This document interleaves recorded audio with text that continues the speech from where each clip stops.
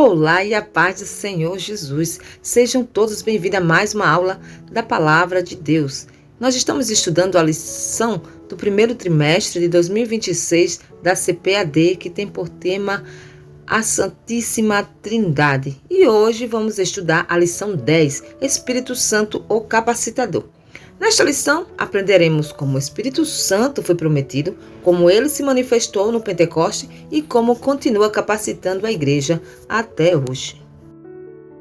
Espírito Santo, o Capacitador, é o tema desta lição. E o texto áureo está em Joel, capítulo 2, e versículo 28, parte A, que diz assim: E há de ser que, depois derramarei o meu Espírito sobre toda a carne.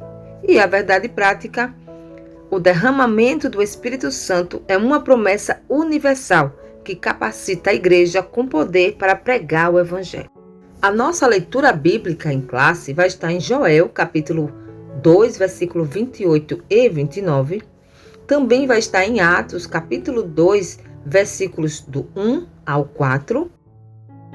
Também em Atos, capítulo 8, versículos 14 ao 17 e 1 Coríntios, capítulo 12, versículo do 4 ao 7. Vamos iniciar o resumo da lição. Tópico 1. A promessa do derramamento do Espírito. Uma promessa de abrangência universal. No Antigo Testamento, o Espírito Santo atuava apenas em pessoas específicas para cumprir determinadas missões. Mas o profeta Joel anunciou algo novo. Deus prometeu derramar o seu Espírito sobre toda a carne. Isso significa que a promessa não seria apenas para alguns, mas para todos que invocam o nome do Senhor. E esses todos estão incluídos jovens, velhos, homens, mulheres, servos e livres. Ou seja, o Espírito Santo seria derramado sem distinção. Subtópico 2. Uma promessa com ação sobrenatural. O derramamento do Espírito vem acompanhado de manifestações visíveis e sobrenaturais. Revelam a atuação de Deus vivo entre o seu povo. São experiências extraordinárias que servem para edificação espiritual. A Bíblia fala sobre profecias, sonhos e visões. Então, na lição nós vamos ver também que onde o Espírito Santo é bem-vindo, o agir de Deus se manifesta com propósitos e poder. E você pode confirmar em 2 Coríntios 3, 17. Todo crente deve cultivar uma vida de comunhão e santidade, para ser um canal sensível para manifestações e dons do Espírito. Vamos agora para o tópico 3, uma promessa para os últimos dias. Naqueles dias derramarei o meu Espírito. Essa profecia foi uma profecia feita por Joel. Começou com a vinda de Jesus e se manifestou no Pentecoste. Essa promessa ela continua até hoje, para todos os que creem. A profecia de Joel não se esgotou no Pentecoste. Ela permanece vigente durante toda a dispensação da graça. E ela é válida para todos. Todos, sim, todos aqueles que creem em todos os tempos. Estamos no resumo da lição 10. Espírito Santo, o Capacitador. E vamos para o tópico 2, o cumprimento. Poder para testemunhar. O Espírito Santo veio com o poder do alto. O Espírito Santo, ele é a terceira pessoa da Trindade. E seu derramamento no Pentecostes cumpre a promessa do Pai e a mediação do Filho. Jesus prometeu aos discípulos que eles seriam revestidos de poder. Esse revestimento significa vestir-se como uma armadura e aponta para uma capacitação sobrenatural e indispensável para testemunhar de Cristo. E vocês podem ver lá em Atos, capítulo 1, versículo 8. Lembrando também que não é apenas força para resistir ao pecado, mas também ousadia para proclamar o Evangelho, e autoridade para operar milagres e sabedoria para edificar a igreja. Agora, subtópico 2, os sinais da descida do Espírito Santo. 2 sinais estão lá registrados em Atos, sobrenaturais, que marcaram o advento do Espírito Santo, que é o som, como de um vento forte, e a línguas, como que de fogo. O vento e o fogo enfatizam a grandeza da ocasião e são sinais audíveis e visíveis da chegada do Espírito Santo. O vento simboliza a presença criadora de Deus. E as línguas como que de fogo são sinais de purificação e consagração. Ali no Pentecoste, a igreja, revelada como corpo de Cristo, foi inaugurada e marcada com esses sinais de forma visível e poderosa. Vamos agora para o subtópico 3, a evidência do revestimento de poder. Em Atos dos Apóstolos, vemos que os discípulos falaram em outras línguas. Esse sinal aparece como evidência inicial do batismo no Espírito Santo. E essa evidência difere do dom espiritual de variedades de línguas. O de variedades de língua é um dom e ele requer interpretação para a edificação da igreja. Porém, o falar em línguas, como batismo ou renovação, não requer interpretação. Outra parte importante que vale falar aqui é que todo crente, na sua experiência ali da salvação, ele é selado com o Espírito Santo.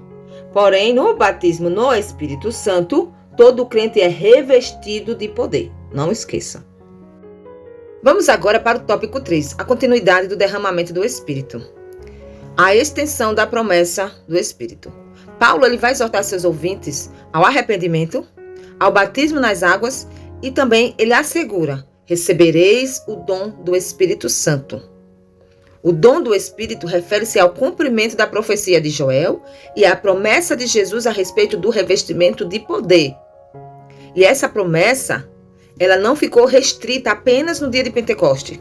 Em Atos capítulo 2, versículo 39, Pedro vai falar que a promessa é para vocês, para os seus filhos e para todos os que estão longe. Isto é, para todos aqueles que o Senhor nosso Deus chamar. Vamos agora para o subtópico 2, o Espírito opera com diversidade e unidade.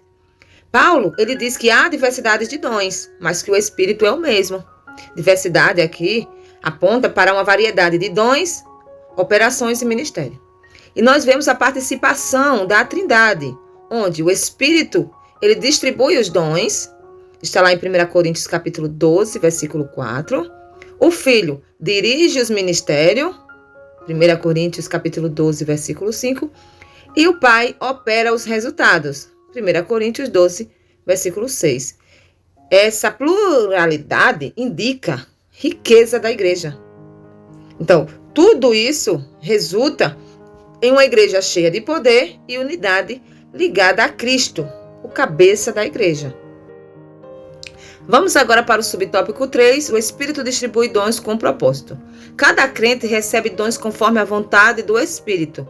Os dons devem ser usados com humildade, amor e temor a Deus, porque o objetivo é sempre servir e edificar o corpo de Cristo. Ou seja, não são, preste atenção, os dons espirituais, eles não são para ostentação pessoal, mas sim para edificação da igreja, para o serviço do reino e também a glorificação de Cristo. O Espírito distribui com propósito para o que for útil e reparte soberanamente a cada um como ele quer.